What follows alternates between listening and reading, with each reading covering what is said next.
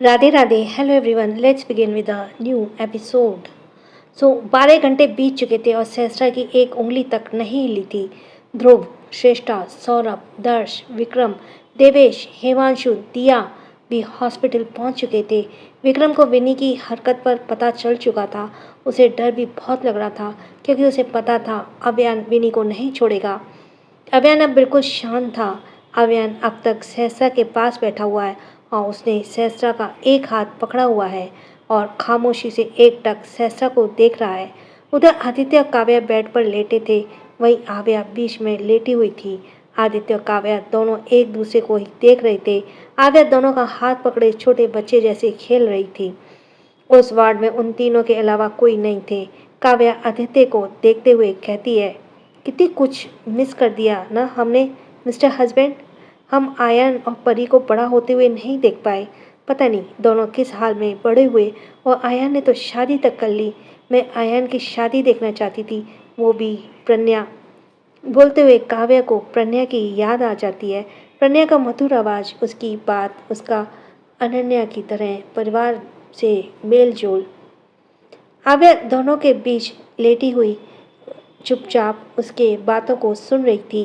वो दोनों के हाथों में बच्चों की तरह खेल रही थी। काव्या अपने पूरे परिवार की याद करते हुए कहती है, मुझे सभी की बहुत याद आ रही है।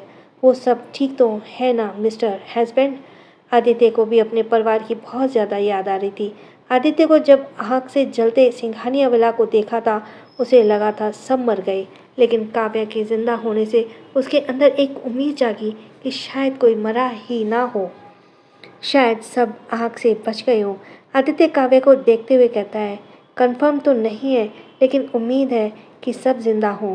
काव्य भी उसी तरह से आदित्य को देखती है और फिर कहती है, कितने अच्छे से जी रहे थे, पूरा परिवार कितना खुश था, कितना सुकून भरा पल था, लेकिन सब एक झटके में ख़त्म हो गया।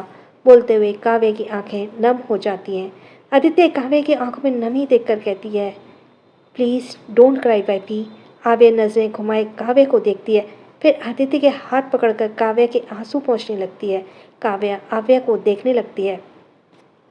आव्या एकदम कहती है, आप दोनों के जैसा प्यार ना किसी को हुआ है और ना कभी कोई कर सकता है।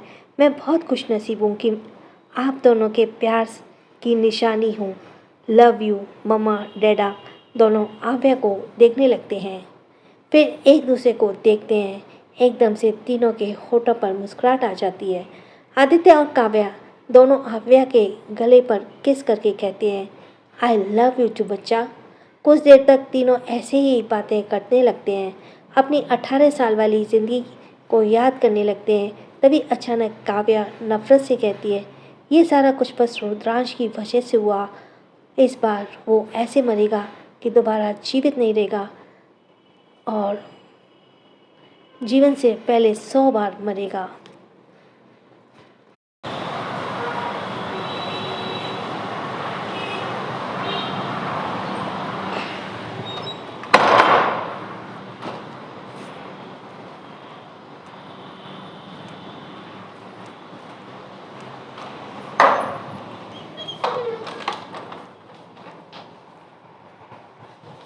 रुद्रांश का नाम सुनकर उसका चेहरा सर्द हो गया आदित्य का, और आदित्य एकदम सर्द आवाज़ में कहता है, सोचेगा भी तो उसकी रूह कांप उठेगी।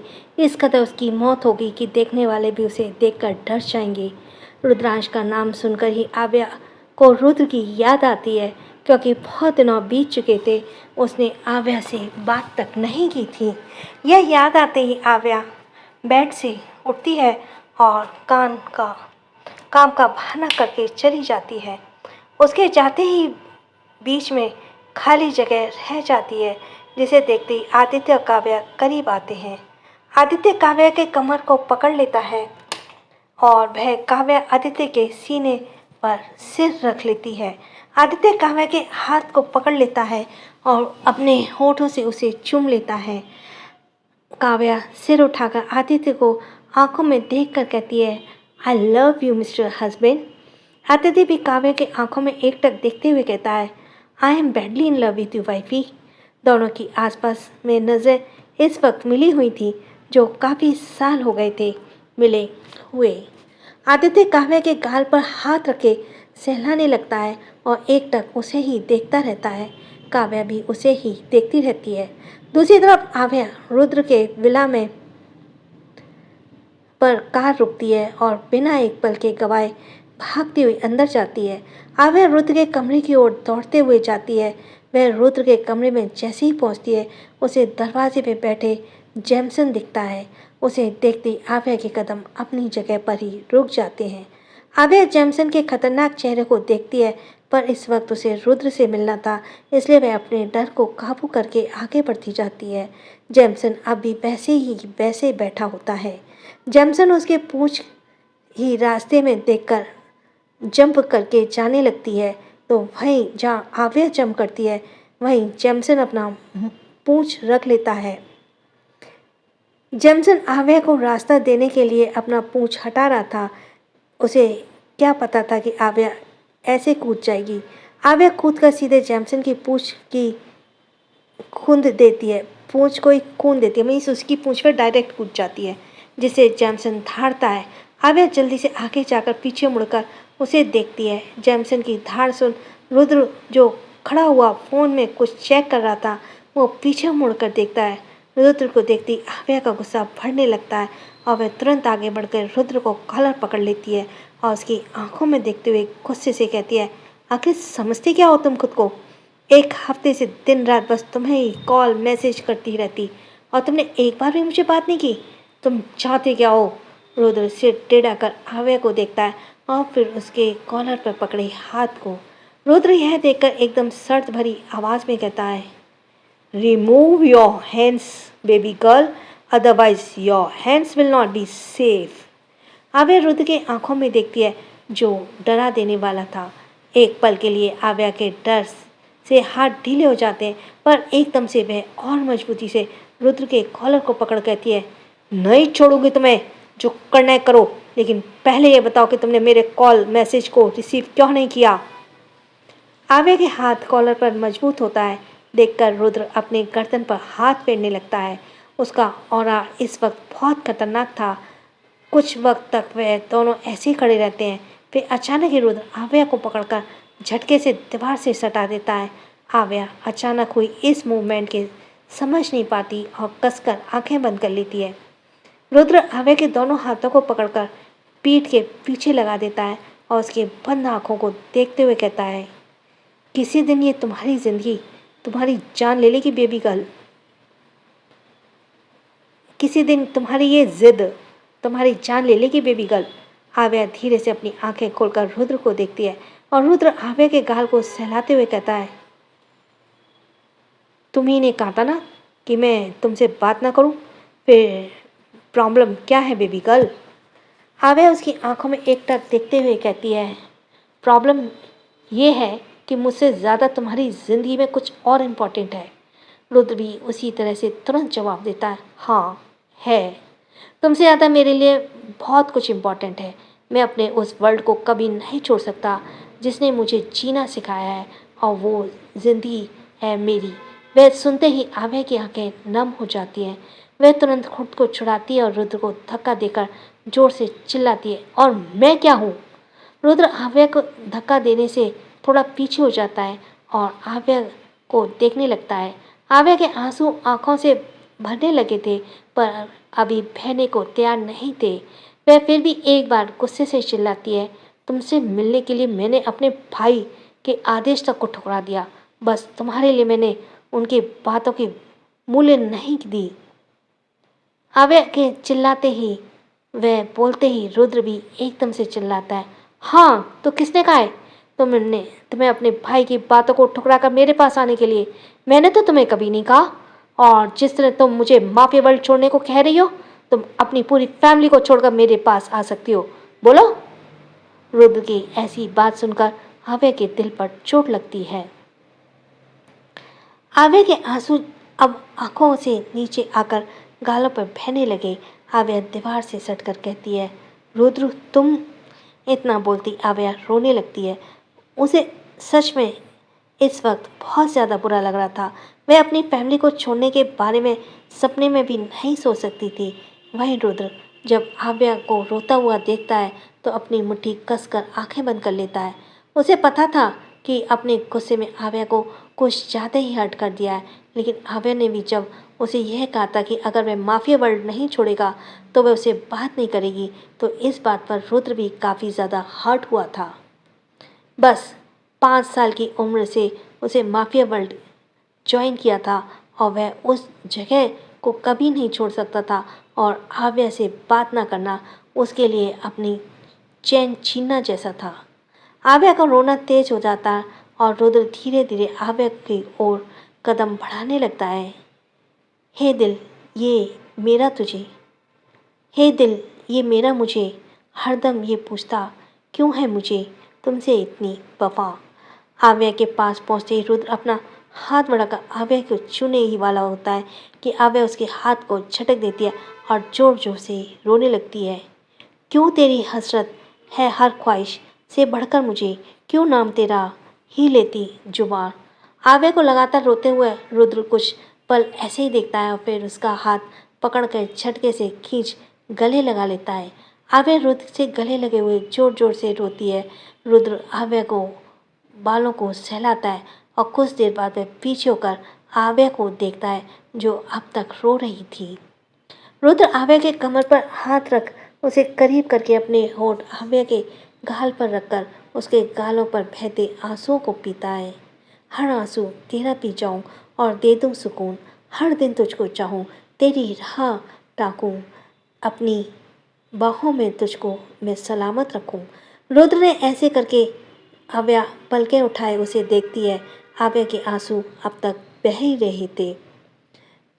रुद्र अब आव्या को गोद में उठाता है और आव्या रुद्र के शर्ट को कसकर पकड़ लेती है। रुद्र आव्या के आंखों में देखते हुए ही वॉशरूम की ओर कदम बढ़ाता है। बाथरूम में पहुंचते ही रुद्र आव्या को स्लैब पर बैठाता है और टॉवल से पानी से भिगोकर आव्या के पूरे चेहरे को पोंछता है। आव्या बस उसे आंसू भरी आंखों से एकटक देख रही थी। रुद्र आव्या के चेहरे को पोंछने के बाद फिर एक बार गोद में उठाता है और वॉशरूम से बाहर निकल जाता है। रुद्र आव्या को बेड पर बैठाता है और आव्या के सूजे आंखों को देखकर फिर से गले लगा लेता है। आव्या कसकर रुद्र को पकड़ लेती है। उसे और रोने का मन कर रहा था। रुद्र एकदम से कहता है आई एम सॉरी बोलकर वह धीरे से आव्या के कंधे पर किस करता है और अपना चेहरा आव्या के गर्दन में छिपा लेता है।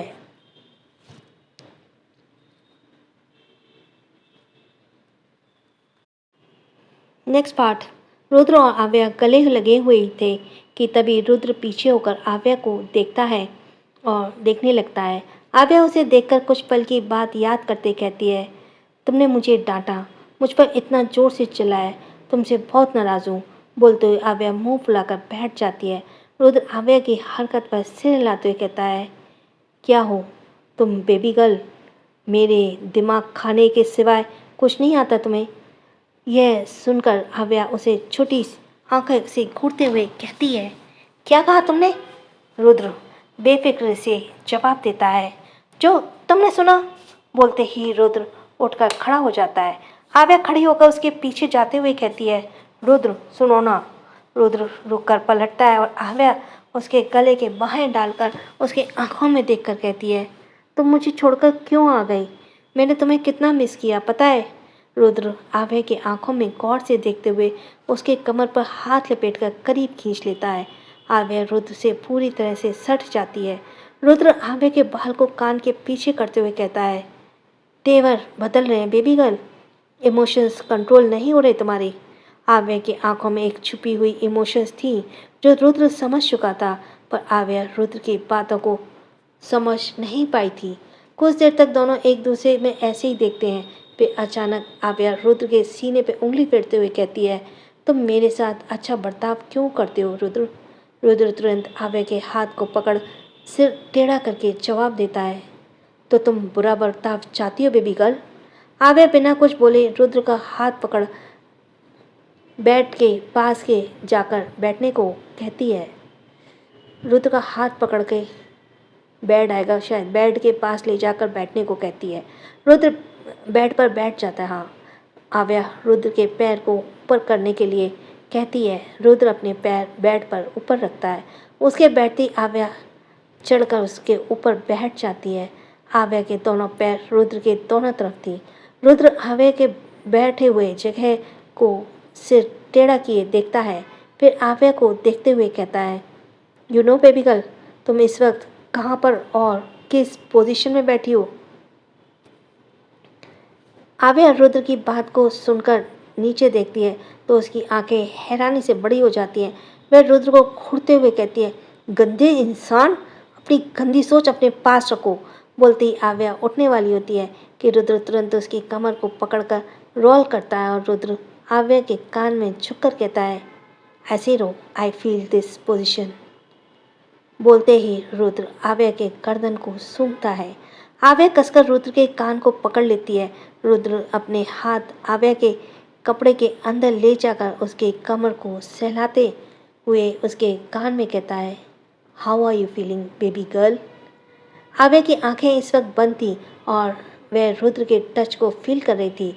आव्या धीरे फुसफुसाते हुए कहती है, it's good but Rudra please don't lose your control. It's good सुनते ही रुद्र अजीब तरह से मुस्कुराता है, पर जैसे उसे आव्या के आगे की बात सुनाई देती है उसकी मुस्कुराहट कहीं गायब हो जाती है, पर तुरंत अपने हाथ को आव्या के कपड़ों के अंदर से निकालकर उसके पीठ पर रख लेता है। आव्या रुद्र के हाथ को भार महसूस कर हल्का मुस्कुराते हुए कसकर गले लग लेती है। दूसरी ओर 24 घंटे होने को आए थे और अव्यान का ध्यान सहस्रा के सिवाय कहीं भी नहीं था। सहस्रा का अब तक कोई रिएक्शन नहीं मिला था। अव्यान टाइम देखता है जिस पर 24 घंटे बीतने में बस 2 घंटे बाकी थे, लेकिन अब तक सहस्रा ने कोई रिएक्ट नहीं किया था। यह देखकर अव्यान अपनी जगह से उठकर जाने लगता है। तभी उसे कुछ एहसास होता है कि वह पीछे मुड़कर देखता है जहाँ सहस्रा की उंगली हिल रही थी, उसकी पलकें भी हिल रही थी। अव्यान जल्दी से रोनी को कहकर आव्या को बुलाता है, लेकिन आव्या के बजाय एक डॉक्टर आता है क्योंकि आव्या हॉस्पिटल में नहीं थी। ये बात नोटिस करते ही अव्यान की मुट्ठी कस जाती है। अव्यान को समझ चुका था कि इस वक्त आव्या कहाँ पर है, जिसे सोचकर उसे बहुत गुस्सा आ रहा था, लेकिन वह अब सहस्रा को छोड़ना नहीं चाहता था, इसलिए वह सहस्रा के पास खड़ा हो जाता है। डॉक्टर सहस्रा को चेक करता है, फिर एक इंजेक्शन लगाकर अव्यान को देखते हुए कहता है, घबराने की कोई बात नहीं है, अब मैम खतरे से बाहर है। यह सुनकर जैसे ही अव्यान को एक सुकून सा मिलता है, डॉक्टर अब कमरे में निकल जाता है तो अव्यान भी सहस्रा के पास बैठ जाता है। कुछ 1 घंटे बाद सहस्रा को होश आता है। वह धीरे धीरे अपने पलकें हिलाते हुए अपनी आंखें धीरे से खोलती है। आंखें खोलने के साथ उसे धुंधली सी दिखती है। फिर धीरे धीरे उसे अव्यान का चेहरा एकदम स्पष्ट दिखता है, जो बिल्कुल फीलिंगलेस था। सहस्रा अपने पलकें झुकाते हुए फिर से अव्यान को देखती है। इस बार जब वह देखती है तो अव्यान को देखती रहती है। अव्यान आंखें बढ़कर सहस्रा के पास बैठता है और उसके गाल पर हाथ रखकर पूछता है, तुम ठीक हो? अव्यान के इस सवाल पर और उसके ऐसे छूने से सहस्रा उसे एकटक देखने लगती है, पर कोई जवाब नहीं देती। तभी एक आवाज़ आती है, सहस्रा मेरी बच्ची। सहस्रा का ध्यान अब उस ओर चला जाता है जहाँ दिया तेज कदमों से उसकी ओर आ रही थी और उसके पीछे हिमांशु, देवेश और दर्श थे। उन सबको देखकर अव्यान एक नज़र सहस्रा को देखकर उठ जाता है और कमरे से बाहर जाने लगता है। सहस्रा उसे जाता हुआ देखने लगती है। दिया सहस्रा के चोटों को देखकर उसके माथे को चूमकर परेशान होकर कहती है, आप ठीक तो है ना? आपकी कहीं दर्द तो नहीं हो रहा? कुछ पल तो सहस्रा दिया को देखती रहती है, फिर बहुत धीमी आवाज़ में जवाब देती है, मैं ठीक हूँ मम्मा। सहस्रा की आवाज़ सुनकर दिया को राहत मिलती है। हिमांशु भी सहस्रा के पास बैठकर उसके सिर को सहलाते हुए कहता है, आई प्राउड ऑफ यू माई बच्चा। सहस्रा हल्का मुस्कुराते हुए हिमांशु को देखती है। देवेश हिमांशु को देखते हुए कहता है, प्राउड तो होना ही चाहिए, आखिर नातिन किसकी है? बोलते ही देवेश मुस्कुराते हैं। उनकी बात पर सभी मुस्कुराते हैं। दर्श सहस्रा को देखते हुए एकदम से कहता है, बचपन के समय अगर मैं होता तो इसे फाइटिंग गर्ल बना देता। यह सुनते ही दिया के एक्सप्रेशन चेंज हो जाते हैं। हिमांशु भी दिया को देखता है और फिर उसका हाथ जो सहस्रा के हाथ पर था वहाँ अपना हाथ ले जाकर हिमांशु दिया के हाथ को पकड़ लेता है। दिया हिमांशु को देखने लगती है। हिमांशु दिया के आंखों में देखता है तो दिया उसनी पलकें झपका देती है। चारों कुछ देर तक सहसा से बातें करते हैं और फिर कमरे से निकल जाते हैं। काफ़ी ज़्यादा रात भी हो चुकी थी। रात के 11 बज रहे थे। दिया को मन तो था रहने का, लेकिन अभियान के बारे में सोचकर वह नहीं रहती। उनके जाने के बाद ध्रुव, श्रेष्ठा, ध्रुवांश, सौरभ मिलते हैं। अब तक सब आदित्य और काव्या के पास इसलिए अभी सहसा से मिलने आ रहे थे। ध्रुवांश सहसा को देखकर कहता है, भाभी आप तो सुपर वुमेन है। मम्मा डैडा को बचाने के लिए आप आग में कूद गई और उन्हें बचा ही लिया। आप तो ब्रो को आपसे डरना चाहिए। आप तो आग से भी लड़ लेती हैं और ब्रो तो आपके लिए कुछ नहीं। श्रेष्ठा यह सुनकर ध्रुवंश को घूरते हुए कहती है, तो तुम क्या चाहते हो? अभियान और सहसा लड़ाई करें? ध्रुवंश सपाट से जवाब देता है, बिना लड़ाई के प्यार में मज़ा नहीं आता मॉम। एक बार तो ब्रो और भाभी के बीच लड़ाई देखना चाहता हूँ। उसकी बात सुन श्रेष्ठा ध्रुवांश को घूरती रहती है। वहीं सहसा चुप सी किसी सोच में डूब सी जाती है। ध्रुव और सौरभ सहसा को अपनी तबीयत के बारे में पूछते हैं और सहसा भी उन्हें जवाब दे देती है। विक्रम को भी हिम्मत ही नहीं थी कि वह अंदर जाके उसका हाल पूछे, इसलिए वह दरवाजे पे खड़ा होकर ही उसे देख रहा था। थोड़ी देर बाद सभी कमरे से निकल जाते हैं। सभी अब घर के लिए निकल जाते हैं। आदित्य और काव्या को हॉस्पिटल में ही रहना था, इसलिए ध्रुवंश भी रुक जाता है। सभी के जाने के बाद अभियान कमरे में आता है। सहसा बैठी हुई एकटक दीवार को देख रही थी। अभियान के हाथ में इस वक्त सहसा के लिए खाना था। वह सहसा के पास बैठता है और बाउल पर ढका प्लेट हटाकर टेबल पर रखता है। सहसा का ध्यान अब अभियान पर चली जाती है और अभियान को देखती है, जिसके हाथ में खिचड़ी थी जो सहसा को बिल्कुल पसंद नहीं थी। सहसा अभियान को देखने लगती है। अभियान चम्मच से खिचड़ी भरकर सहसा की ओर बढ़ा देता है। सहसा को भले पसंद नहीं थी, लेकिन वह अपना मुंह खोलकर खा ही लेती है। अभियान चम्मच पर चम्मच खिलाता रहा और सहसा खाती रही। इस दौरान सहसा बस एकटक अभियान को देख रही थी। खाना खत्म होते ही अभियान सहसा को दवाई देता है। सहसा दवाई लेती है और मुंह में ले लेती है। अभियान अपनी उसे पानी पिलाता है। जहाँ अभियान का ध्यान सहसा के केयर करने में था, तो वहीं सहसा बस अभियान को अपना केयर करता हुआ देख रही थी। अभियान गिलास के टेबल पर रखता है और फिर उठकर सहसा को लेटने में मदद करता है। सहसा अब भी बस अभियान को देख रही थी। जब अभियान देखता है कि सहसा अपनी पलकें बंद नहीं कर रही है, तो वह भी सहसा के बगल में लेट जाता है। अभियान के ऐसे करने से सहसा की धड़कनें बहुत तेज़ हो जाती हैं। अभियान सहसा के चेहरे को अपने सीने में छुपा लेता है और उसके बालों पर बहुत धीरे धीरे हाथ फेरने लगता है। सहसा की धड़कनें बहुत तेज़ थीं। उसे अभियान के करीब बहुत ज़्यादा अजीब लग रहा था। अभियान सहसा को थोड़ा अलग होकर देखता है और सहसा अब तक आंखें खुली रखी थी। अभियान सहसा के माथे पर किस करता है तो सहसा अपनी आंखें कसकर भींच लेती है। अभियान थोड़ा सा सहसा से अलग होकर सहसा को देखता है तो सहसा की आंखें अभी तक खुली हुई थी। अभियान सहसा के माथे पे किस करता है तो सहसा अपनी आंखें कसकर मींच लेती है। अभियान सहसा के फेस एक्सप्रेशन देखकर कुछ सोचता है, फिर कहता है, सो जाओ, तुम्हें रेस्ट की ज़रूरत है। बोलते ही वह फिर एक बार सहसा को अपने सीने में छुपा लेता है। सहसा अभियान के शर्ट की मुट्ठी में भर लेती है।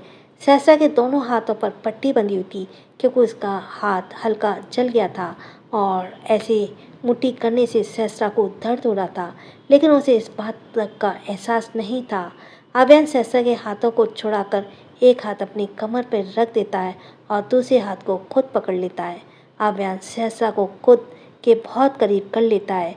दोनों की खामोशी में बस सहसा का दिल बहुत जोरों से शोर कर रहा था।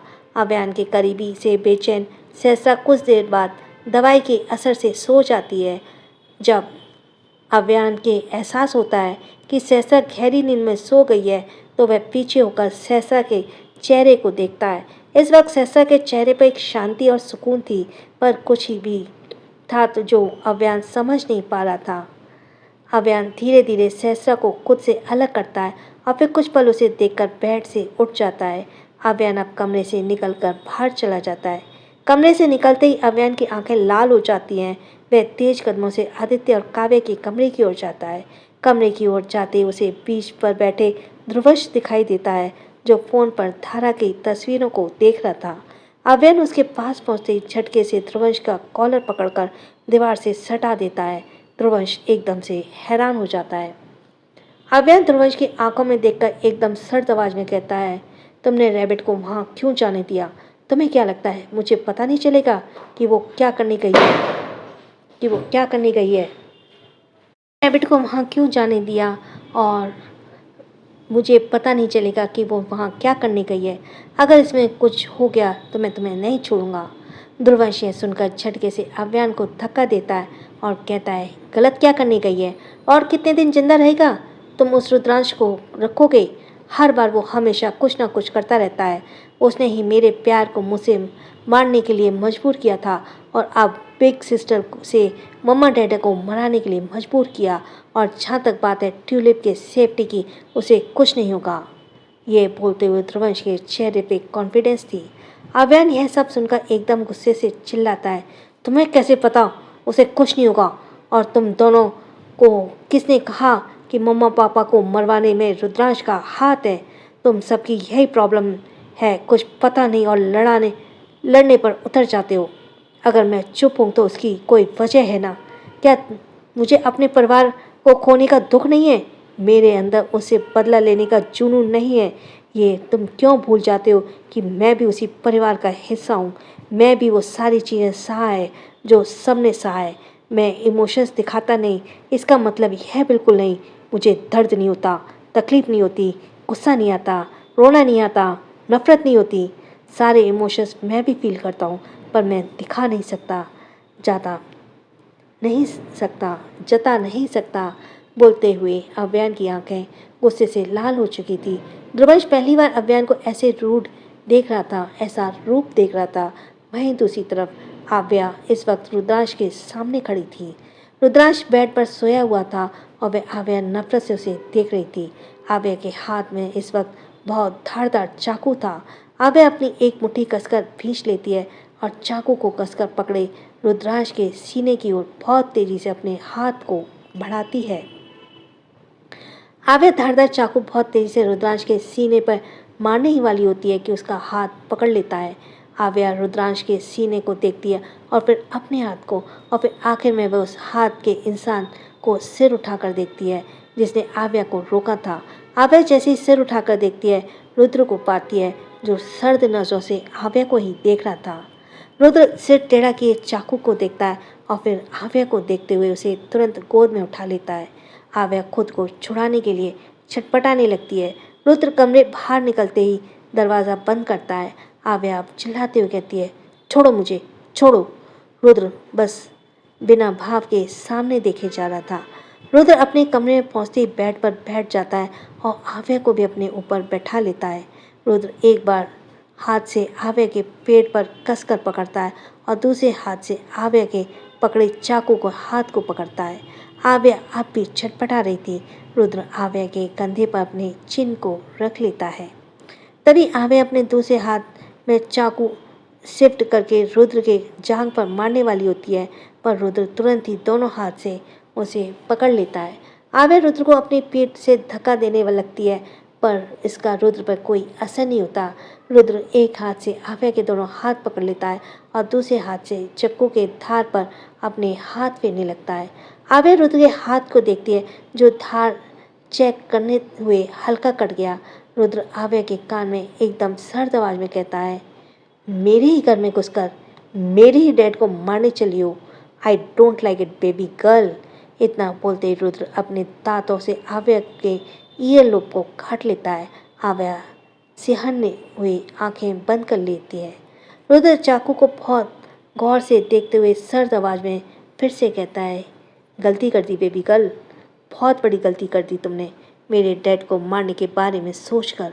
बोलते हुए वह धीरे धीरे चाकू को आव्या के गर्दन पर लेकर जाने लगता है। आव्या सामने रखे आईने पर रुद्र को देखती है। आव्या को इस वक्त डर नहीं लग रहा था। बस वो तो गुस्से से भरी हुई रुद्र को देख रही थी। रुद्र आव्या के गर्दन पर चाकू रखकर आईने में उसे देखते हुए कहता है, can I kill you baby girl? आव्या रुद्र के ऐसे सवाल से बिना डरे जवाब देती है, मार सको तो मार दो। रुद्र आव्या के चेहरे को आईने में गौर से देखता है, फिर आव्या के आगे आए बालों को पीछे करते हुए कहता है, मार ही तो नहीं सकता तुम्हें बेबी गर्ल, पर गलती तो तुमने बहुत बड़ी की है, इसकी सज़ा तो तुम्हें जरूर दूंगा। बोलते ही रुद्र आव्या के कंधे पर किस करके चाकू को अंदर घुसाने लगता है। चाकू अपनी जगह धार थी, जिसे थोड़ा लगते ही आव्या के गर्दन पर कट लगता है और धीरे धीरे खून बहने लगता है। आव्या गर्दन से निकलते खून को देखकर कहती है, your dad is murderer Rudra. उसने मेरे परिवार को मार दिया। आव्या के बोलते से खून का बहना धीरे धीरे तेज होने लगता है। रुद्र आव्या के कंधे को अपने दांत से काटते हुए कहता है, I don't care baby girl. बोलते ही रुद्र अपने दांत आव्या के कंधे पर धांस देता है। आव्या हल्की चीख निकल जाती है। रुद्र अब उसे काटे हुए जगह पर जीभ से चाटने लगता है। आव्या सिसकते हुए कहती है, मुझे लगता था तुम अपने डैड जैसे बुरे नहीं हो। रुद्र चाटते हुए एकदम से रुककर कहता है, इसमें तुम्हारी गलती है, मैंने तो कभी नहीं कहा कि I am a good person. आव्या को अब गर्दन पर दर्द होने लगा था और उसे सारी चीज़ें धीरे धीरे धुंधली दिखाई देने लगी थी। कुछ वक्त बाद ही आव्या के हाथ ढीले पड़ जाते हैं और वह रुद्र के भाव में ढीली सी पड़ जाती है। आव्या रुद्र को देखते हुए बेहोश की हालत में कहती है, मुझे दिल से लगा है कि तुम अच्छे हो। मुझे दिल से लगता है कि तुम अच्छे हो। रुद्र आव्या के कान में कहता है, you feel wrong baby girls because I am bad, very bad. आव्या यह सुनते ही बेहोश हो जाती है, क्योंकि वह बेहोशी हालत में ही थी। रुद्र आव्या के बेहोश चेहरे को अपनी बेहद सर्द नज़रों से देखता है, फिर धीरे से चाकू को आव्या के गर्दन से हटा लेता है। चाकू आव्या के लाल खून से पूरी तरह से रंग चुका था। आव्या की गर्दन भी खून से लथपथ हो चुकी थी। दूसरी तरफ अव्यांश ध्रुवांश को गुस्से से घूर रहा था। अव्यान कहता है, रुद्र सूर्यवंशी, उसे तुम नहीं जानते। उसके मकसद के बीच में अगर कोई आया तो वह उसे भी नहीं छोड़ेगा, वो रैबिट को भी नहीं छोड़ेगा। उसके अंदर कोई फीलिंग्स नहीं है, वह बस एक इंसान के लिए फील करता है। जैसे ही ध्रुवंश यह सुनता है, आव्या के लिए परेशान होकर तुरंत वहाँ से भागकर जाने लगता है। आव्यांश ध्रुवंश को जाता हुआ देखकर रोनी से कहता है, यहाँ फुल सिक्योरिटी लगा दो, कोई भी अंदर ना जाने पाए। इतना बोलते ही अव्यान भी भागता हुआ बाहर जाता है। ध्रुवंश की कार इस वक्त फुल स्पीड से चल रही थी। आव्या के बारे में सोच कर वह काफ़ी ज़्यादा परेशान हो चुका था। उसे भी आव्या की तरह ही लगता था कि रुद्रांश से को मारने में उसकी हेल्प करेगा, लेकिन अव्यान की बात को सुनकर उसे बहुत डर लगने लगा था। डर इस बात का था कि वह आव्या को खो ना दे। ध्रुवंश इसी बीच में और फुल स्पीड से ध्रुवंश की कार रुद्र के विला पर पहुंचती है। वह उसी फुल स्पीड से बंद गेट के ऊपर ही चला देता है। गेट लॉक नहीं था, जिसे वह खुल जाता है। ध्रुवंश कार से निकलकर बिना रुके दौड़ते हुए विला के अंदर जाता है और कई सारी बॉडीगार्ड्स उसे रोकने की कोशिश करते हैं, पर ध्रुवंश सभी को फाइट करके अंदर चला जाता है। हॉल में इस वक्त कोई बॉडीगार्ड्स नहीं थे, क्योंकि आधी रात हो चुकी थी। ध्रुवंश हॉल में जाते ही बहुत जोर जोर से चिल्लाता है, टाइगर टाइगर। चिल्लाते हुए अब वह आगे बढ़ने को होता है, तभी उसकी नज़र सीढ़ियों से उतरते रुद्र पर पड़ती है। रुद्र के फेस पर कोई एक्सप्रेशन नहीं थे। वह सीढ़ियों से एक एक कदम बढ़कर नीचे उतर रहा था। उसके हाथ में वही खून के चाकू थी। उसके हाथ और शर्ट पर भी खून दिख रहा था। रुद्र को ऐसे देखकर वह एक पल के लिए ध्रुवंश का दिल डर से तेजी से धड़क उठा। ध्रुवंश एकटक बस उस चाकू को ही देख रहा था। रुद्र उतरते हुए ध्रुवंश के सामने खड़ा होता है और उसे ऊपर से नीचे देखते हुए कहता है, व्हाट हैपेंड किंग? ध्रुवंश तुरंत सवाल करता है, where are my tulip? Your tulip? बोलते रुद्र ध्रुवंश के साइड से जाता है और सोफे पर आराम से बैठ जाता है। ध्रुवंश घूमकर उसे देखता है। रुद्र चाकू से खून को रुमाल से साफ करते हुए कहता है, मैं किसी ट्यूलिप को नहीं जानता। झूठ, तुम सब जानते हो। कहाँ है ट्यूलिप? तुमने मारा दिया उसे। बोलते हुए ध्रुवंश बेचैनी से इधर उधर देखता है। रुद्र आराम से जवाब देता है, seriously I can't know what tulip. बोलकर वह ध्रुवंश को देखता है। ध्रुवंश उसके पास आकर झुककर उसका कॉलर पकड़ गुस्से से कहता है, अगर उसे कुछ हुआ ना तो तुम जिंदा नहीं रहोगे। बोलते हुए ध्रुवंश झट से रुद्र का कॉलर छोड़ देता है और जल्दी से सीढ़ी होकर दौड़ते हुए जाने लगता है। ध्रुवंश सीढ़ी से चढ़कर ऊपर जाता है। ऊपर वह आव्या को बुलाते हुए सारे कमरे में चेक करता है। वह जैसे ही रुद्र के कमरे में जाता है, वहाँ पर नज़ारा देखकर वह जम जाता है। रुद्र के कमरे में हर जगह खून दिख रहा था। यह सब कुछ देखकर ध्रुवंश के मन में अजीब अजीब ख्याल आने लगते हैं। ध्रुवंश जल्दी से आगे बढ़कर पूरे कमरे को चेक करता है, पर आव्या कहीं नहीं होती। ध्रुवंश के दिमाग में बस आव्या के लिए बुरी सोच ही आ रही थी। फिर वह जल्द से छान मारता है, पर आव्या कहीं नहीं होती। अव्यान भी यहाँ पहुँच चुका था। अव्यान और रुद्र की जब नज़रें मिलती हैं तो रुद्र उसकी आंखों में देखने लगता है। अव्यान भी रुद्र के आंखों में ही देख रहा था। अव्यान के सारे बॉडीगार्ड भी आव्या को ढूंढने में लग जाते हैं। आधी रात से सुबह हो जाती है, लेकिन आव्या कहीं नहीं मिलती। एक आखिरी जगह बचती है जहाँ रुद्र के अलावा कोई नहीं जाता। उस दरवाजे को बहुत मजबूती से बनाया गया था, जिसे रुद्र के अलावा कोई नहीं खोल सकता था। ध्रुवंश और अव्यान के बॉडीगार्ड खोलने की कोशिश करते हैं, पर नाकाम रह जाते हैं। ध्रुवंश रुद्र के पास जाकर उसके कॉलर को फिर एक बार पकड़ दांत पीसते हुए कहता है, उस दरवाजे के पीछे क्या है, खोलो उसे। ध्रुवंश इस वक्त पूरे पसीने से भीगा हुआ था।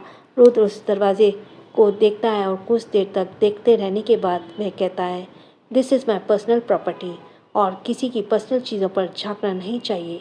मैं उसे नहीं खोलूँगा। ध्रुवंश गुस्से से आग बबूल हो जाता है। रुद्र ध्रुवंश का हाथ को देखता है और जो अब तक कॉलर को पकड़ा हुआ था। यह देखकर वह झटके से ध्रुवंश को धक्का देता है और दांत पीसते हुए कहता है, अपनी लिमिट में रहो। एक तो तुम लोग बिना मेरी वारंट के मेरे घर में तलाशी ले रहे हो। मैं चुप हूँ, इसका मतलब ये नहीं तुम लोग कुछ भी करोगे। ध्रुवंश उसे गुस्से से देखकर आगे बढ़ने की होता है, तभी आव्यान उसका हाथ पकड़ लेता है। आव्यान रुद्र को देखता है और फिर ध्रुवंश को खींचते हुए ले जाता है। ध्रुवंश बस बोलता रह जाता है, ब्रो क्या कर रहे हो? उसने ट्यूलिप को उसी कमरे में छुपाया है। लेकिन आव्यान बिना कुछ बोले बस ध्रुवंश को खींचते हुए लेकर जाने लगता है। रुद्र उन सबको देखता है और फिर उस कमरे में देखने लगता है। वहीं सब कुछ खत्म होने के बाद रुद्राक्ष बाहर निकलता है। उसे सिर बहुत भारी भारी हो रहा था। रुद्रांश अपने सिर को पकड़कर धीरे से कहता है, ओह ये सर इतना दर्द क्यों कर रहा है? रुद्रांश को और बढ़कर उसके पास से गुजरते हुए कहता है, you are very lucky dad. अचानक रुद्र को ऐसे बोलना रुद्रांश को समझ नहीं आता, इसलिए बस वह उसे देखता रहता है। कुछ दिन बाद सो सैड यार, अव्या नहीं मिली। कुछ दिन बाद ध्रुवंश पंचिंग बैग पर पंच किए जा रहा था और उसके दिमाग में इस वक्त आव्या की बातें और आव्या ही चल रही थी। पूरे 1 हफ्ते हो चुके थे, आव्या का कोई अता पता नहीं था। ध्रुवंश ने आव्यान को ढूंढने के लिए पता नहीं क्या क्या किया, पर उसका कोई भी फायदा नहीं हुआ। इस वक्त से वह अपना सारा गुस्सा और फ्रस्ट्रेशन पंचिंग बैग पर निकाल रहा था। वहीं गार्डन में आदित्य और आव्यान शांति से बैठे हुए थे। घर में सबको ये आव्या के बारे में नहीं पता था, पर कुछ तो पता था। आदित्य सामने देखते हुए कहता है, इतना कुछ बुरा हो गया, पर पता नहीं और कितना बुरा देखना होगा। बोलते हुए अव्यान को देखता है। अव्यान गहरी सांस लेता फिर कहता है, आई थिंक आपको अपने पुराने अवतार में आना चाहिए मिस्टर आदित्य सिंघानिया, जिसे मुकाबला करना किसी की बस की बात नहीं। बोलते ही अव्यान आदित्य को देखता है। आदित्य भी अव्यान को ही देख रहा था। अव्यान आदित्य के बिना भाव वाली आंखों में देखते हुए कहता है, मैं आपके जैसा बनना चाहता था पर बन ना सका। मैं आपके उतना पावरफुल नहीं हूँ पापा। यह सुनकर आदित्य अव्यान की आंखों की गहराई से देखने लगता है। अव्यान की आंखों में इस वक्त एक राज छुपा था जो आदित्य अच्छी तरह से देख पा रहा था। कुछ देर तक तो दोनों एक दूसरे को देखते हैं, फिर आदित्य सामने देखते हुए कहता है, तो शुरुआत कहाँ से करें? अव्यान यह सुनकर आदित्य के हाथ को पकड़ लेता है। अव्यान के ऐसे ही करते आदित्य अपने हाथ को देखता है। एकदम से दोनों के चेहरे पे एक ही एक्सप्रेशंस आ जाते हैं। आदित्य अव्यान से बात करने के बाद उस कमरे में जाता है जहाँ पहले अव्यान सहस्रा के आने पर रहा करता था। अब उस कमरे में आदित्य और काव्या रहते हैं। आदित्य कमरे में जाकर देखता है जहाँ काव्या आईने के सामने खड़ी थी और मुंह बनाते हुए खुद को ऊपर से नीचे तक देख रही थी। आदित्य बेड पर बैठकर फ़ोन साइड में रखता है और काव्या को देखते हुए कहता है, क्या हुआ वाइफी, तुम खुद को ऐसे क्यों देख रही हो? काव्या फिर एकदम खुद को आईने में देखकर कहती है, मिस्टर हस्बैंड, मैं कितनी पतली हो गई हूँ ना, और कितनी कमज़ोर भी हो गई हूँ, एक पानी का गिलास तक नहीं उठा पाती। इतना बोल काव्या बुरा सा मुंह बनाकर आदित्य की ओर देखती है। आदित्य काव्या के बच्चों जैसे बनाए मुंह को देखता है और फिर बेड से उठकर काव्या के पास जाकर खड़ा हो जाता है। काव्या आदित्य के आंखों में देखती है। आदित्य काव्या के कमर को झट से पकड़कर खींच लेता है। काव्या के हाथ आदित्य के सीने पर चल रहे थे। दोनों एक दूसरे की आंखों में देखने लगते हैं। आदित्य काव्या के दोनों हाथों को उंगलियों को अपनी उंगलियों में फंसा लेता है। काव्या आदित्य को एकटक देखने लगती है। आदित्य अब धीरे धीरे काव्या कदम बढ़ाता है। काव्या भी आदित्य की आंखों में देखकर अपने कदम पीछे करने लगती है। कदम पीछे होते होते काव्या दीवार से सट जाती है। आदित्य काव्या के हाथ को दीवार से सटाकर उसके चेहरे के बहुत पास आ जाता है। काव्या की धड़कन इतने दिन बाद आदित्य की करीबी को महसूस करते हुए बहुत तेजी से धड़क रही थी। आदित्य काव्या के करीब उसके होठों को देखते हुए कहता है, तुम्हें पानी का गिलास उठाने की क्या ज़रूरत है वाइफी? जब तुम्हें प्यास लगे जाए तो मुझे बोल दो, मैं तुम्हारी प्यास अच्छे से बुझा दूंगा। आदित्य की नज़रों को देखकर और उसकी बात को सुनकर काव्या शर्माहट से कहती है, अच्छा जी। आदित्य हाँ में सिर हिला के कहता है, जी हाँ, प्यास लगी है क्या? काव्या आदित्य के चेहरे को कुछ वक्त देखती है और धीरे से हाँ में सिर हिलाती है। काव्या का जवाब पाकर आदित्य की नज़रें काव्या के आँख से होते हुए उसके होठों पर जाती है। काव्या बस आदित्य के आंखों में देख रही थी। आदित्य काव्या के होठों को देखते हुए उसके आगे बढ़ने लगता है। काव्या की धड़कनें तेज हो जाती हैं। बढ़ते बढ़ते आदित्य और काव्या के होठ जुड़ जाते हैं और जैसे ही जुड़ते हैं आदित्य बिना रुके काव्या को किस करने लगता है। पूरे 18 साल वह सुकून से काव्या के होठों को चूम रहा था। वक्त बीतने के साथ आदित्य पेशेंटली किस करने लगता है। वह काव्य को भी रहा नहीं जाता और वह भी आदित्य के किस में साथ देने लगती है।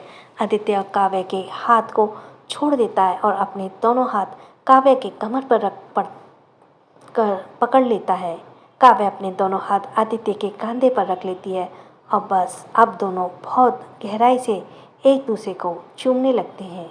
अव्यान जैसे ही अपने कमरे में पहुंचता है उसकी नज़र सहस्रा पर पड़ती है जो बेड से उठने की कोशिश कर रही थी। यह देखकर अव्यान जल्दी से आगे बढ़ता है और सहस्रा के सामने खड़ा हो जाता है। सहस्रा अव्यान को देखकर हिचकिचाते हुए कहती है, वो हमें वॉशरूम जाना है। अव्यान ने सहस्रा को नीचे उतारने से मना किया था, इसलिए वे अव्यान के सामने हिचकिचा रही थी। अव्यान तुरंत ही सहस्रा को गोद में उठा लेता है और उसे वॉशरूम लेकर जाता है। सहस्रा एकटक अव्यान को देखने लगती है। अव्यान वॉशरूम में जाकर सहस्रा को खड़ा करता है और कहता है, मैं बाहर हूँ, हो जाए तो आवाज़ लगा देना। सहस्रा बस सिर हिलाती है। अव्यान बाहर निकलता है और सहस्रा कुछ देर बाद आवाज़ देती है तो अव्यान आकर फिर एक बार उसे गोद में उठाकर बाहर ले जाता है। सहस्रा को बेड पर बैठने के बाद अव्यान जाने लगता है। तभी सहस्रा उसका हाथ पकड़ लेती है और अव्यान मुड़कर सहस्रा को देखता है तो सहस्रा तुरंत उसका हाथ छोड़कर हिचकिचाते हुए कहती है, वो मेरा मतलब, हमें अकेले बोरियत लग रही है, क्या आप कुछ वक्त बैठकर हमारे साथ? अव्यान यह सुनकर बेड पर बैठ जाता है।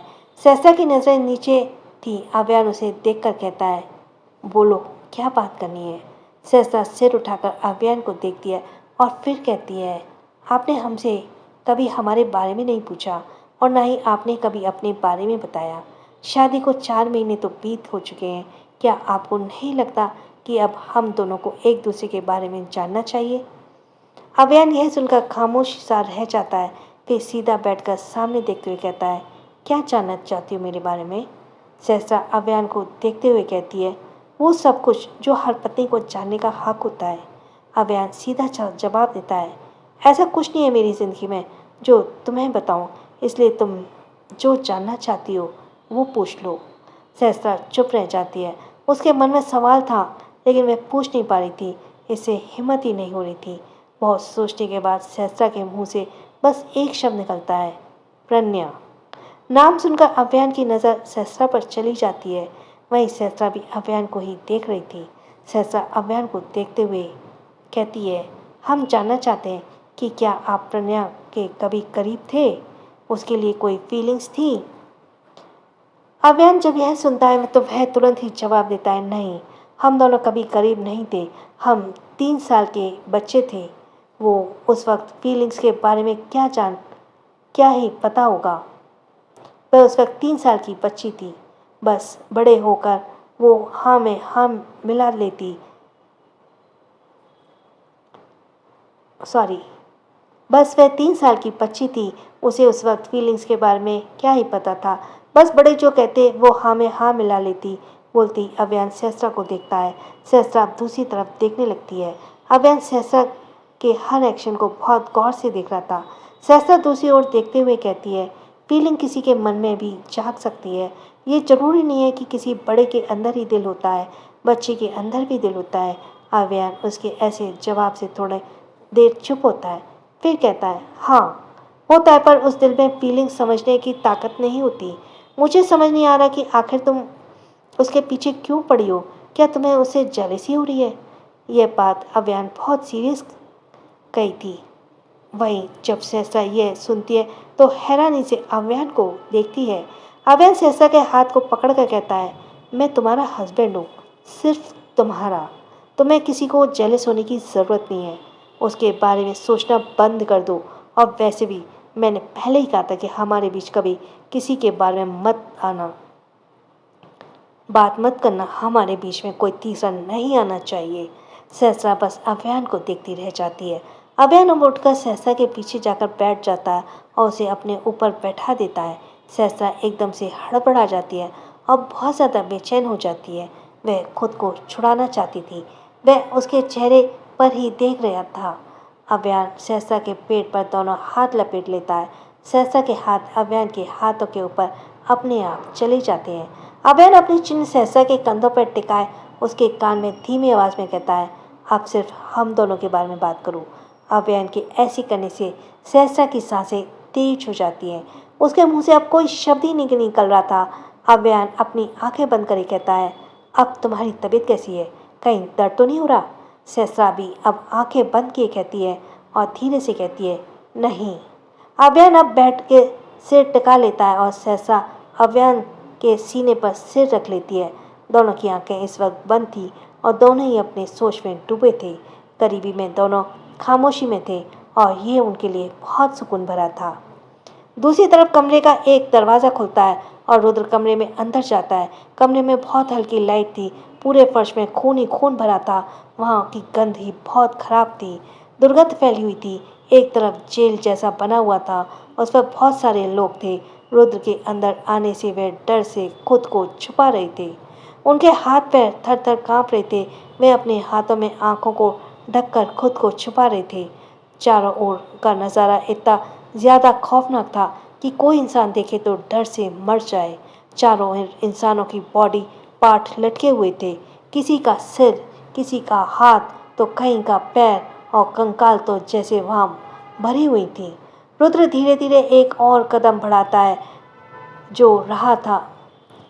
ही जा रहा था।